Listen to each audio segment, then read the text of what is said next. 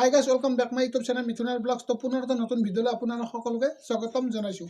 আপোনালোকে নিশ্চয় thumbnail title চাই এই ভিডিঅ'টো ক্লিক কৰিছা। তথাপিতো মই কৈ দিছোঁ, মই কিহৰ কাৰণে কৈছোঁ যে আমাৰ CM ছাৰ মাননীয় মুখ্যমন্ত্ৰী হেমন্ত বিশ্ব শৰ্মা ডাঙৰীয়াদেৱে ধেমাজি ডিষ্ট্ৰিক্টত জোনাইত মিটিঙত তাত গৈছিল। তাত কি কৈছে তোমালোকে এই ক্লিপটো চাবা, মই লগাই দিম বাৰু। তো এতিয়া প্ৰথমতে কৈ দিছোঁ, মোৰ বৰষুণৰ কাৰণে ইণ্টাৰভিউ কিয় নহয়, কাৰণ বহুতে আপোনালোকে জানাই জুন জুলাইত ইণ্টাৰভিউ হোৱাৰ কথা কৈছে CM ছাৰে আমাৰ।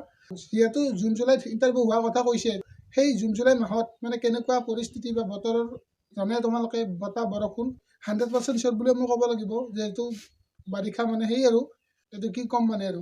তো সেইকাৰণে কৈছোঁ তোমালোকে ভালদৰে প্ৰেক্টিছ কৰি থাকা, ৰানিং কৰি থাকা। তো মই আৰু বাৰে বাৰে ৰিপিট নকৰোঁ। CM ছাৰ মাননীয় মুখ্যমন্ত্ৰী হেমন্ত বিশ্ব শৰ্মা ডাঙৰীয়াদেৱে তো ধেমাজি ডিষ্ট্ৰিক্টত যোৱাকালি মিটিং হৈছিল। তাত গৈ কিনে তাত কি উপস্থিত থাকি ইণ্টাৰভিউ ৰিলেটেড কিছুমান কথা কৈছে। তো কি কৈছে সেই বিষয়ে তোমালোকে এই ক্লিপটো তোমালোকে চাই লোৱা। ল'ৰা ছোৱালীবিলাকে উদ্যোগ স্থাপন কৰাৰ বাবে চৰকাৰৰ পৰা 2 লাখ টকালৈকে সাহায্য পাব। মুখ্যমন্ত্ৰীৰ আত্মনিৰ্ভৰ অসম অভিযান অহা এসপ্তাহৰ ভিতৰত ইণ্টাৰভিউ আৰম্ভ হ'ব। মই ধেমাজিৰ ডিচিক কৈছোঁ যে 45 দিনৰ ভিতৰত মোক ইণ্টাৰভিউ পাতি চেছ কৰি দিয়ক, যাতে মই ল'ৰা ছোৱালীৰ একাউণ্টত টকা পঠাই দিব পাৰোঁ।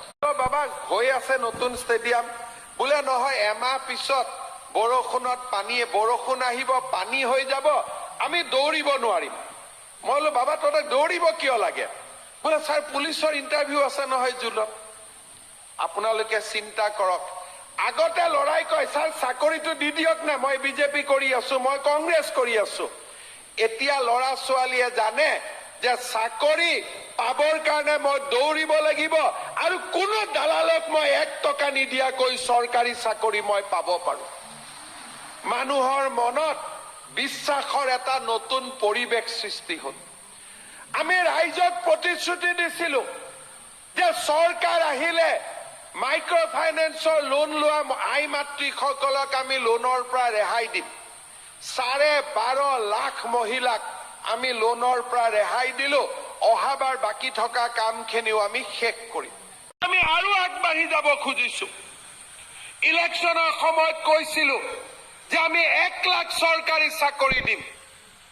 95,000 পাৰ কৰিলো, আৰু 5,000 চাকৰি দিলে মোৰ দায়িত্ব শেষ হৈ যায়। কিন্তু মোৰ দায়িত্ব শেষ হ'ব, নিবনুৱাটো থাকি যাব। সেইবাবে আমি আকৌ 35,000 নতুন পোষ্টৰ আমি এডভাৰটাইজ দিলো যে আপোনালোকে ল'ৰা ছোৱালী যাতে আশাৰ বন্তি গছি নুমাই নাযায়।